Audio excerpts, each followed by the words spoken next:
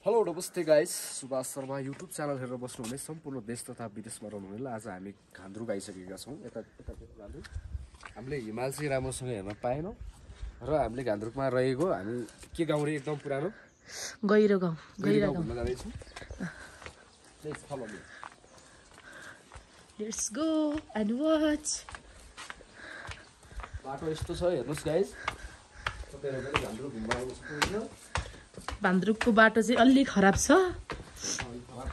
आउँदाखेरि चाहिँ जाडो महिनामा आउनु है गाइस हिमाल हेर्नलाई, नभए हिमाल देखिँदैन। ज्याकेट पनि बोकेर आउनु, फेरि मलाई जस्तै चिसो लाग्छ तपाईँहरूलाई फेरि।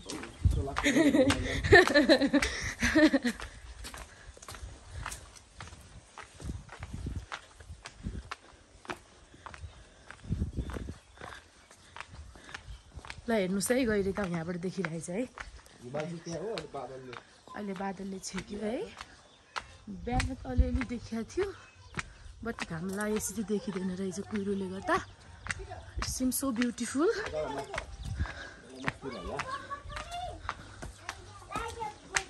हिँड्न नसक्ने मान्छे चाहिँ गाह्रै छ है यहाँनिर।